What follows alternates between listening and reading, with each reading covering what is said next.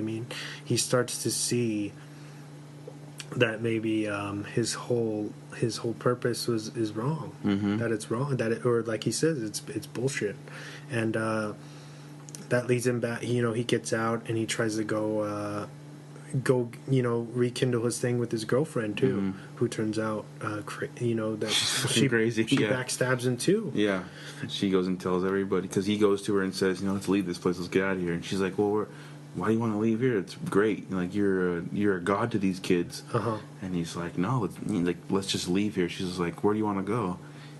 He's like, no, let's leave this, like the life. The I life. don't want, yeah, like, I'm not scared. I'm not scared, because everybody, like, for some reason, they think that he's just scared because he killed mm-hmm. two people. Yeah. They're gonna come back for their revenge, and mm-hmm. he's like, no, I'm not scared. I don't want this anymore. Yeah, he's like, I don't need it. And that's the switch. Mm-hmm. It doesn't matter that he killed two people in the name of these people. You know what I mean? Yeah. That's why I said that it's a good game. Yeah. You can't just get out when you want to. There is no really getting out. Yeah, because once all these people hear about it, they want to kill him. Uh-huh. And the whole party. Yeah, there's like you race traitor, throwing out all kinds of slurs. Yeah. That we can't say on here. Yeah, we're not. Well, we're not gonna. Yeah, we don't really want to do that. Yeah. But anyways, I really like the fact. One scene in particular that I like was when what's the main head Nazi guy? Cameron Alexander. Yeah, the guy the older guy. Yes. So Edward Norton, he goes to talk to him, and he's basically going there to tell him that he's out. Leave me alone. I'm not gonna talk to anybody about you guys, but leave me alone. Leave my family alone. Yeah, leave Danny alone. Yeah, leave Danny alone. Don't talk to me ever again. And the whole time he's like, oh, you need to cool off. You need to get laid. You need to go get high or something, and you'll be fine. And he's like, no, I need to leave. He's like, oh, you've done time you've done some time. He's like, I've done time too.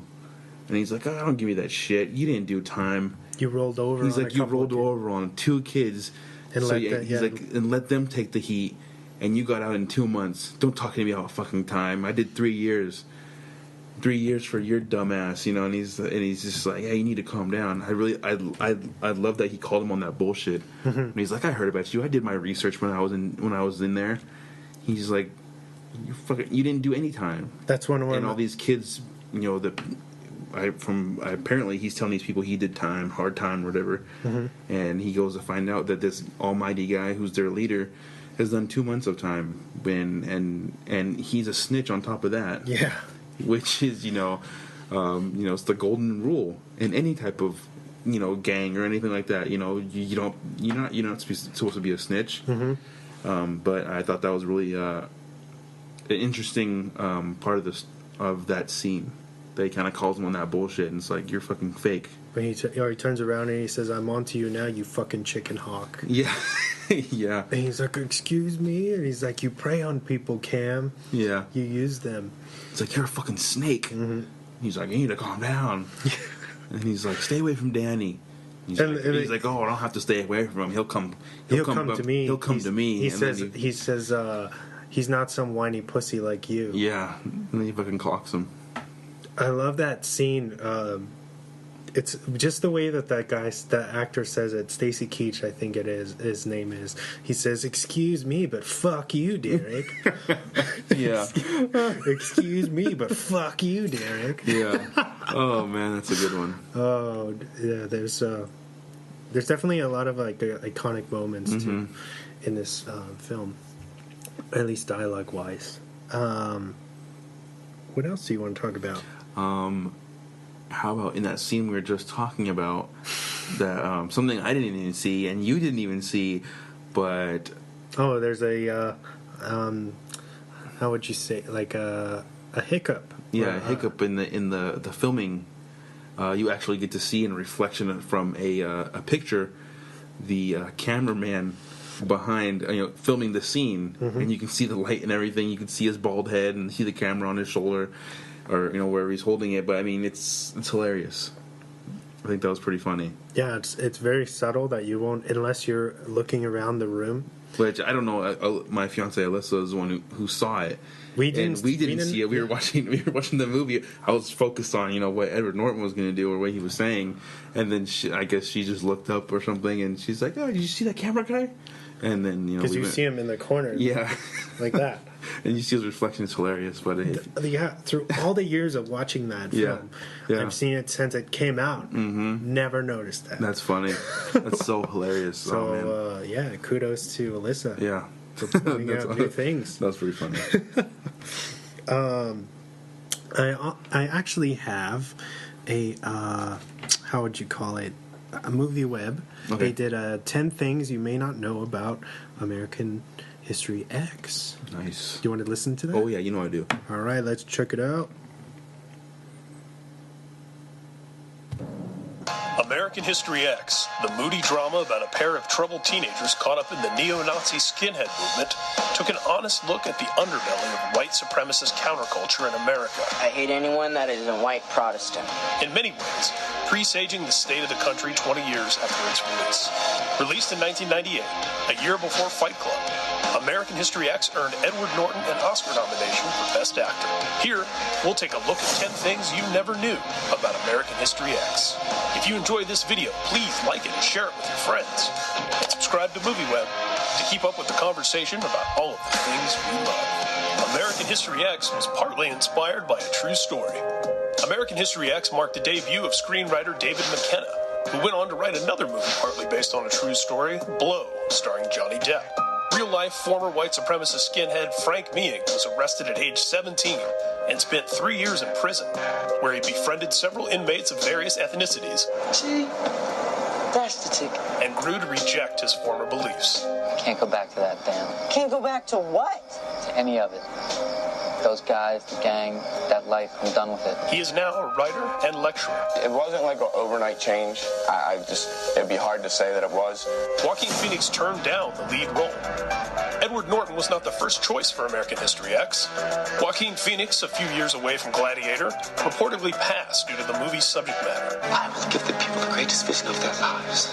When Norton was offered the starring role, he actually had to turn down a part in another movie, Saving Private Ryan, in which he would have played the title character. James Francis, Ryan? Yes, sir. The director came from the world of music videos.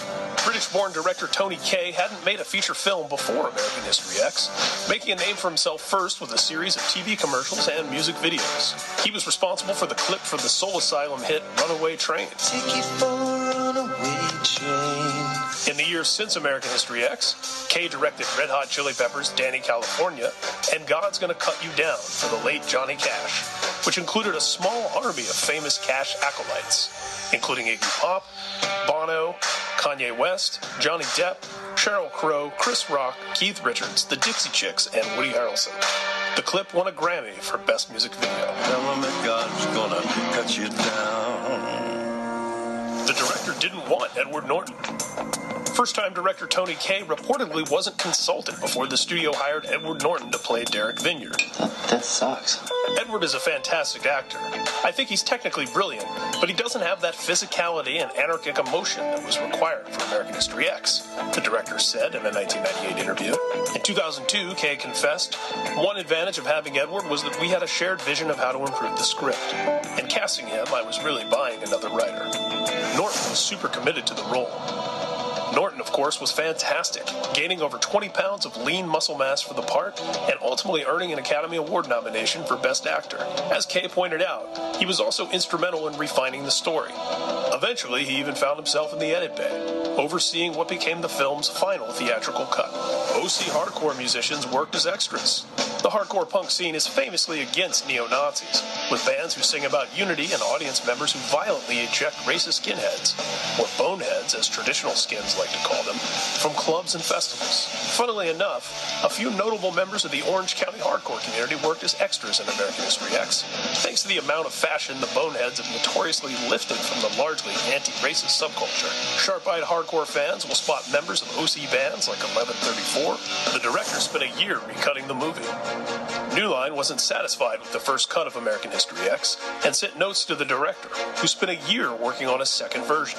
In 2002, he told the UK's Guardian, I found a whole new film, one that they never allowed me to finish. Edward Norton oversaw the final cut. Edward Norton sat with editor Jerry Greenberg working on what became the third and final cut of American History X after New Line rejected Tony Kaye's second version. Kaye went through the roof, punching a wall and breaking his hand. He took out dozens of full-page ads in the Hollywood trades, lambasting the studio and quoting William Shakespeare and John Lennon in the process. He stomped on a VHS copy of Norton's edit and tried to flush the pieces down a toilet. In one meeting with studio executives, he brought a rabbi, a priest, and a Tibetan Buddhist monk to help. Tony Kaye tried to have his name removed from the credits.